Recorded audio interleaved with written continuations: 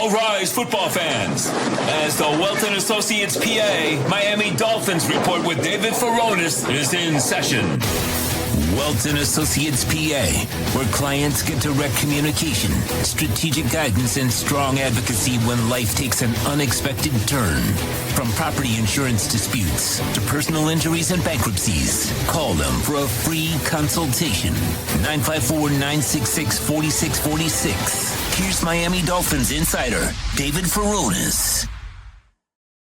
There he is, live from Virginia. How you feeling, my man? You feeling good? Yes, sir. I'm feeling good. I hope you see me and can hear me okay. I try to you make sound great. Makeshift setting. Dude. Yeah, I found a tent nearby. It's mostly outdoors. It's not like the Dolphins facility. We always end up really appreciating how good we have it as the media at the Dolphins facility with the covered stands, Wi-Fi that reaches out there, and over here we were like standing on the fields, got to move around to catch different things. Over at Miami Gardens, we could see the whole two fields by just sitting in one spot. So, working through it and got to see this joint practice here today between the Dolphins and Commanders. Yeah, man. So listen, I see your reports from there in Virginia. The secondary apparently struggled quite a bit against Jaden Daniels. Yeah, and that's the field I was mostly watching, especially since you don't have all the sight lines to be able to see both fields. Jaden Daniels just picked them apart. And this is a secondary that's decimated by injury right now. Now we just learned Chris Johnson is also missing, so didn't have him at practice, but already out Dante Trader and Juju Brents.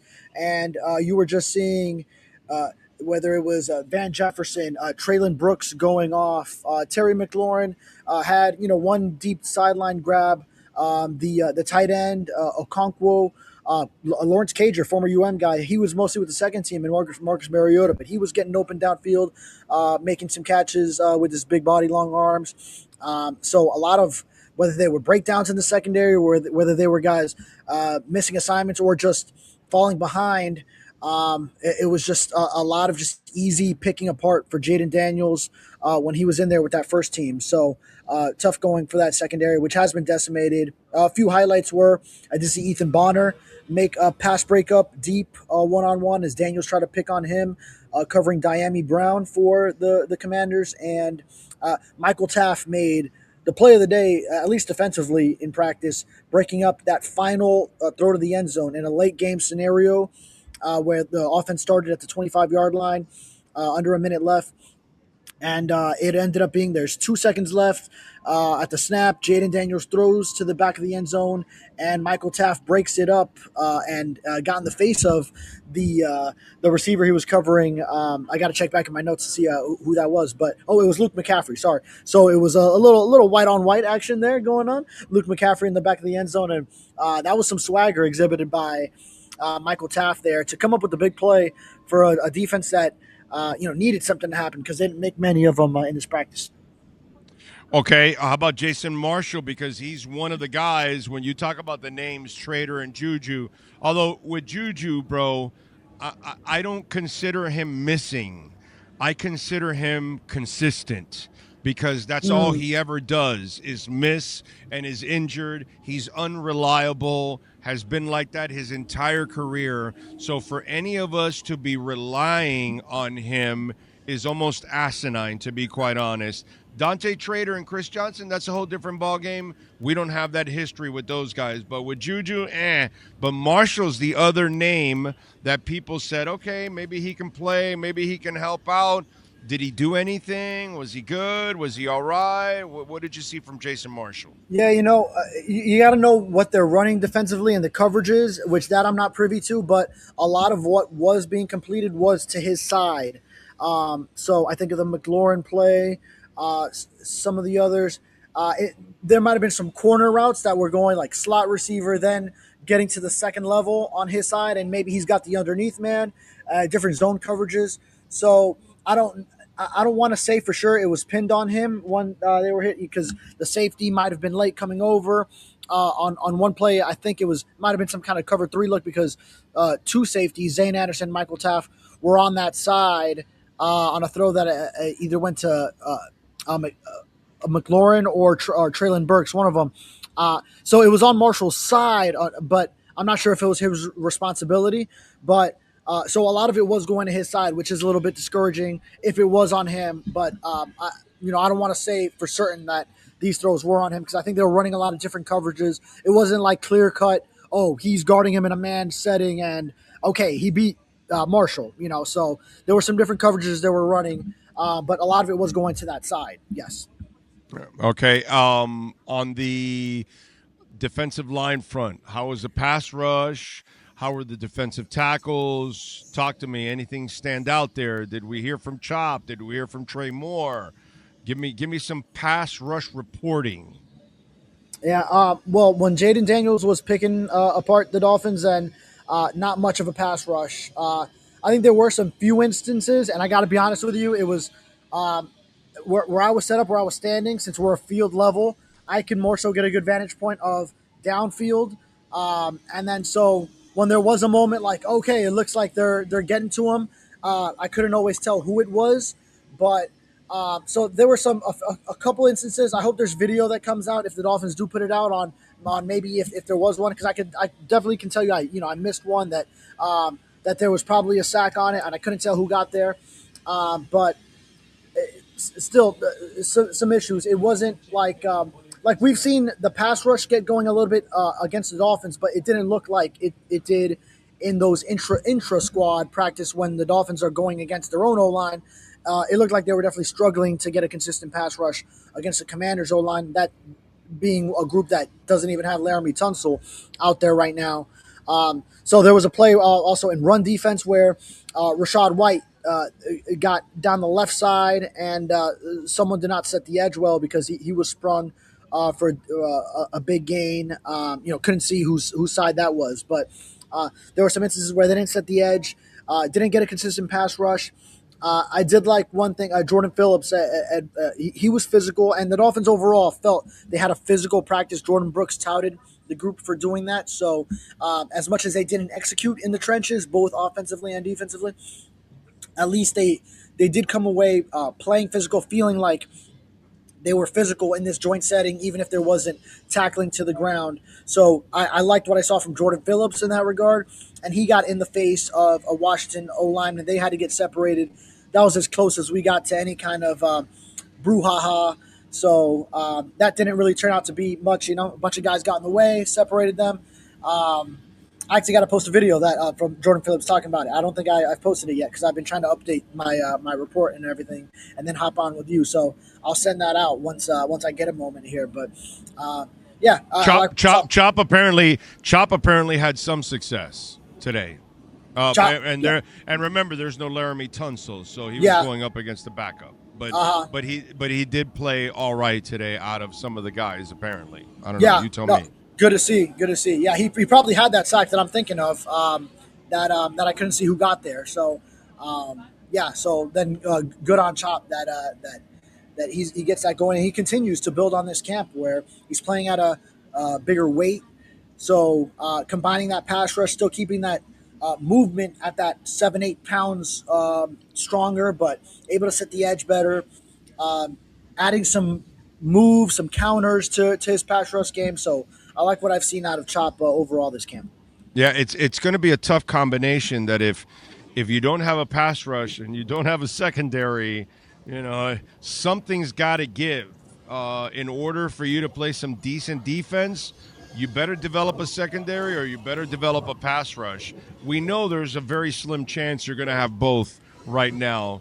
For Christ's sake, you're using 38% of your cap and everybody's young. So I don't expect much, but you'd like to see one of those kind of really improve, right? You kind of need one to then hide the other or complement the other a little bit better. You know what I'm saying? Yeah. And up front right now, then the Dolphins are going to be without Zach Sealer for a little bit. So you need to have the inside and outside pass rush work in unison, complement each other. So that's Jordan Phillips and Kenneth Grant. Zeke Biggers will have a bigger opportunity with Zach Sealer missing some time in practice. That's the depth chart that the Dolphins just released. They have Zeke Biggers as Sealer's backup. So it's increased reps for him. So they have to take the next step and then work off each other, like you said. And I want to see it from both ends. And Josh Uche taking his game to another level with this added opportunity that he has. So, it's because if you just have one, then that opposing offensive line is going to key in on blocking that player. So you need multiple guys working and winning. So then the offensive line has to stay honest and essentially keep tabs on everybody. How did Malik Willis perform today? Yeah, the offense overall struggled to move. I don't know how much to pin it on Willis, but there was a lack of pass protection going on. So he was always running for his life, scrambling between receivers. Outside of Caleb Douglas, who had a nice day, but most of them were not creating separation, so he didn't have guys open. Offensive line struggling to pass protect.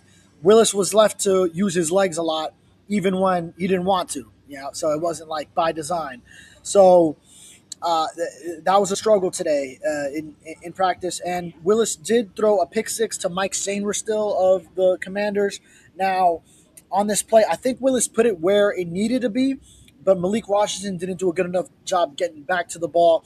And Sainristil comes up with it, goes the other way, punts the ball in celebration. Like, Commanders are going nuts. So, that was a big in-your-face moment in this joint practice that Washington had.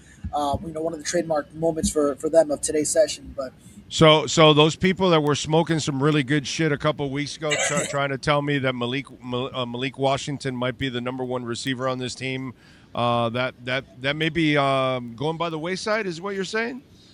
Yeah, that wasn't a good rep for him. That was we'll leave it at that. You got to put the whole camp together too, which I do like that Malik Washington has added some depth of target into his game. Maybe he can get downfield a little bit more. A lot of that though has been against. But dude, you and I know. Yeah. You and I know, if we're really being smart and going to look at this, Malik Washington has no business being a 1 or a 2. It's him and Kevin Coleman fighting for that slot position, period. And the loser will be the 4 guy when it's all said and done, because as I've told you, Chris Bell and Caleb Douglas are the guys that really should be your 1 and 2. That when you look at the body types and what you want on the outside, and to make Malik Washington's life a little easier, it's Chris Bell and Caleb Douglas. And I get it. Right now you can't line that up because Chris Bell is not healthy. But this whole thing about Malik Washington, bro, I like Malik, but Malik is nowhere near to be an outside guy. He is a slot guy, and he's got his hands full because Kevin Coleman kicked ass today. Yeah, right? and I'll add Jalen Tolbert into that mix as well. Although he hasn't had as strong of training camp as he did the OTAs and minicamp session, where he was kind of that number 1 target.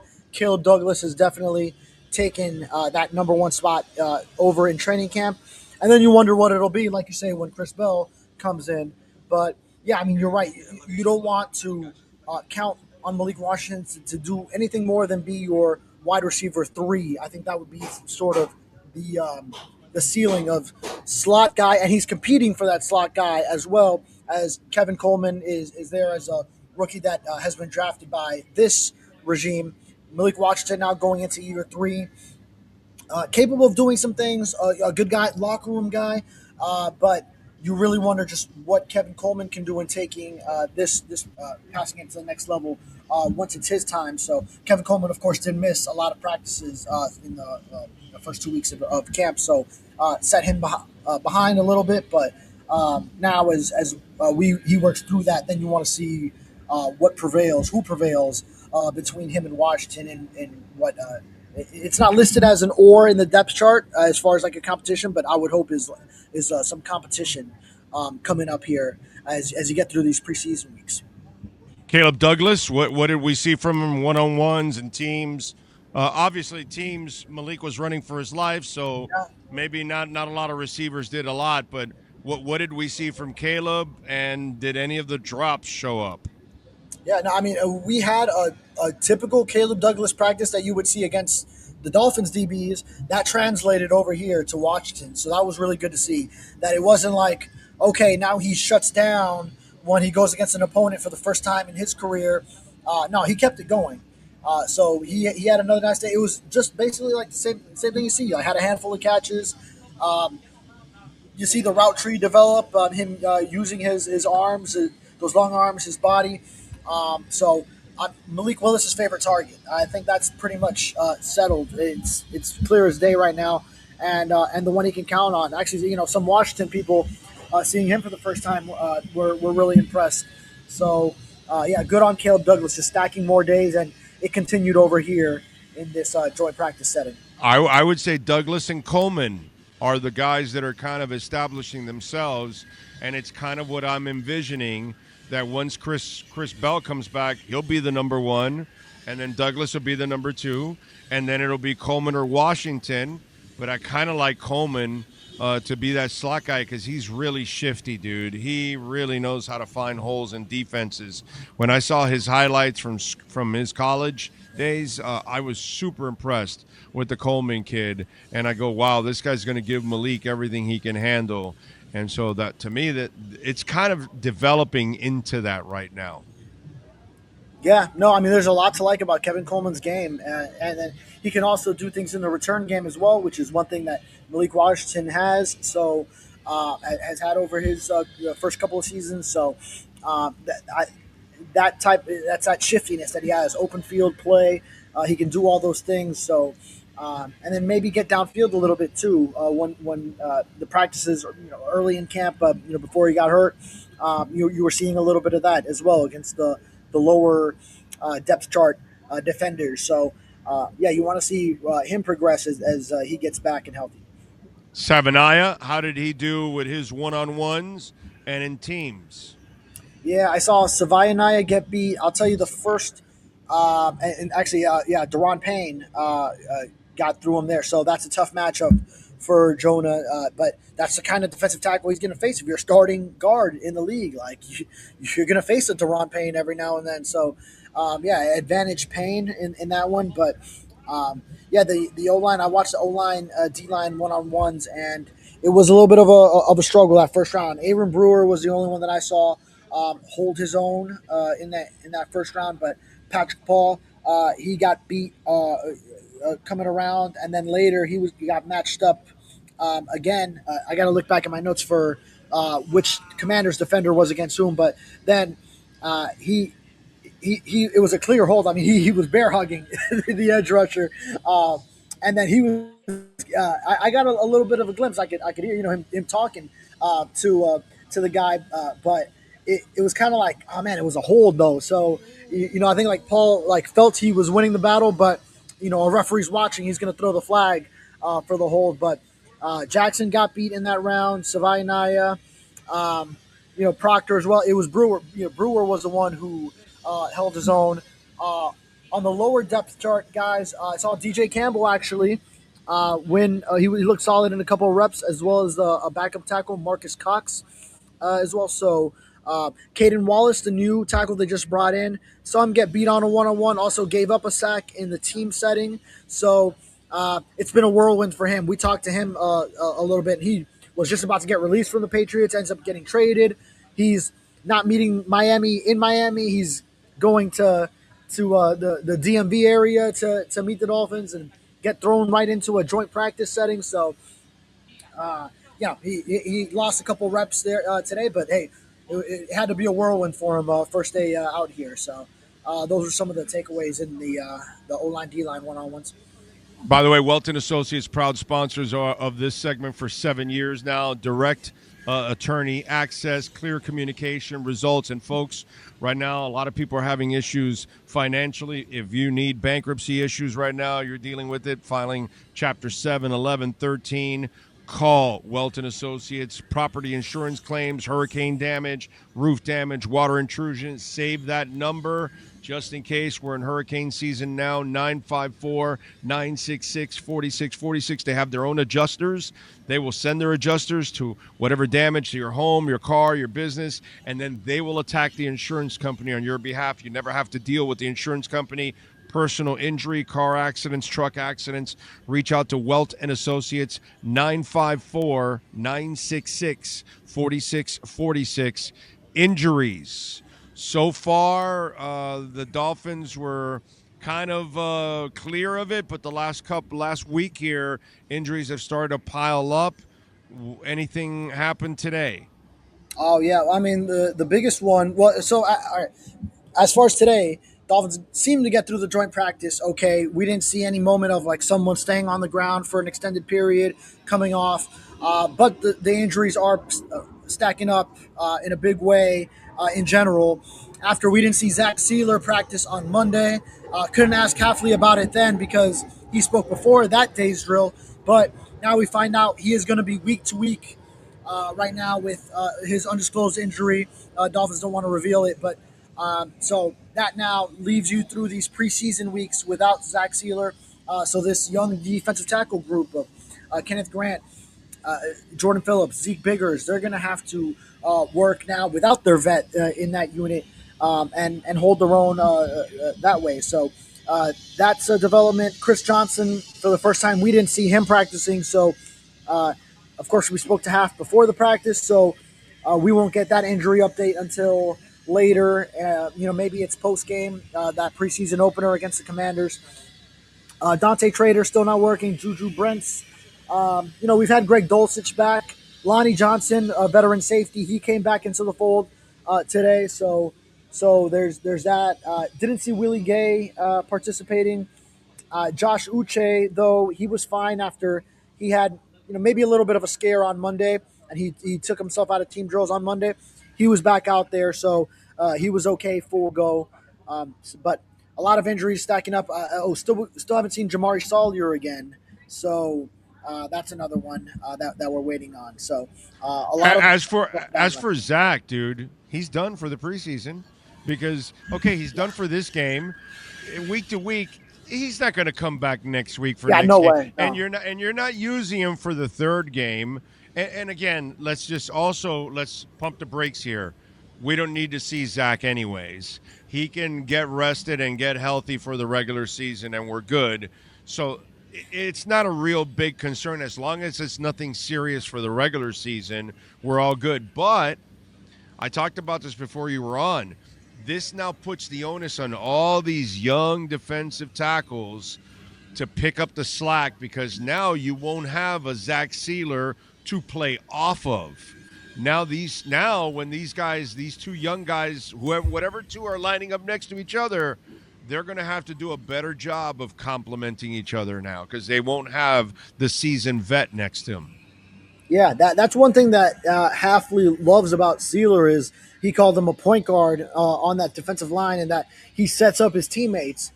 So now you're not getting set up on that. Like a basketball player who a shooter who can sit in the corner and you have a playmaker who can draw the defense in, he kicks it back out to you, and then you got some space to work with. Now they aren't afforded that same kind of football equivalent. So, that's going to be a big onus on them. How do they perform in creating on their own at the line of scrimmage? So that's going to be a challenge for sure. All right, what do you got going on there while you're hanging out, waiting for the game for the next couple of days, getting people ready for the Friday night action, which, by the way, David and I will be on right after not right after, but, shortly after the game ends.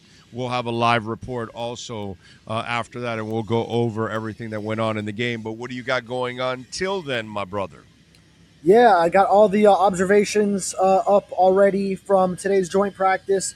Shout out to Chris Perkins, who, as us on the ground here, we're all on our phones feeding our colleagues who are back home updating the articles. So, working in unison there. So, shout out Perk for getting as many of the updates in there. Then I came in and added my own writing to it with some things that we couldn't get over at a moment's notice. I think I'm going to write about Caleb Douglas today because he was really the strong, probably had the strongest practice of the Dolphins. I mean, obviously the guys like Jordan Brooks did his thing, Jacob Rodriguez, who we've mentioned ad nauseum. So I might come back around to Caleb Douglas and write that. And I'm actually going to be working on something on Ladell Betts, the Dolphins running backs coach now. He was back when they were the Washington Redskins, played here. he was mostly Clinton Portis's backup running back, but he had a big 2006 season where he had 1,000 yards. So now he's with the Dolphins.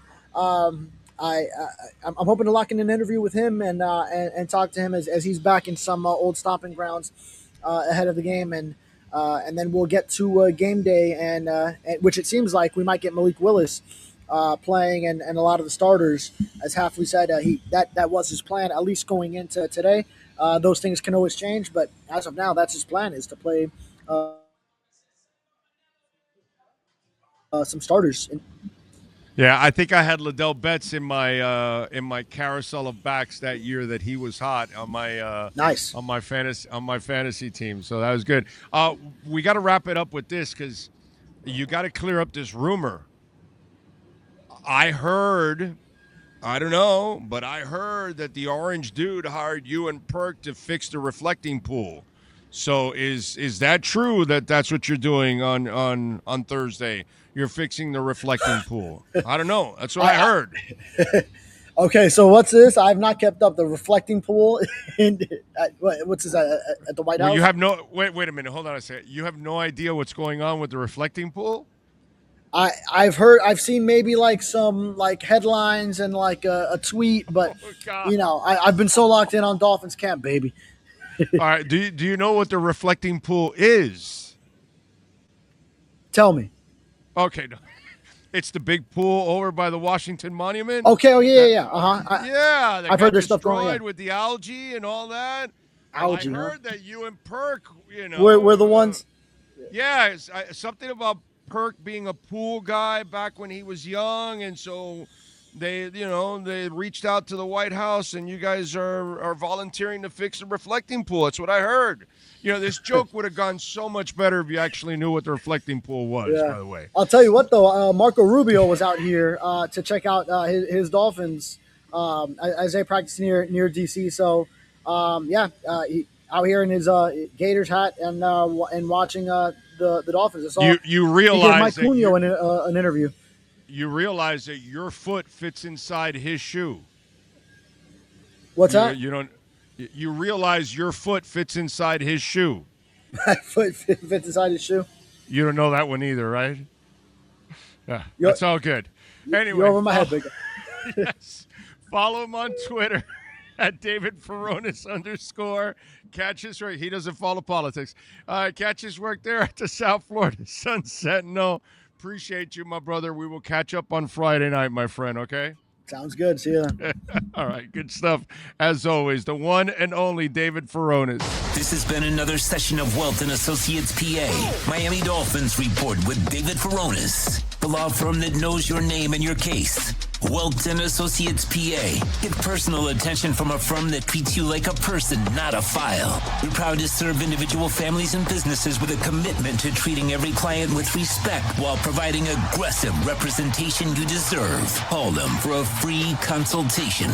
954-966-4646. Welt Associates PA.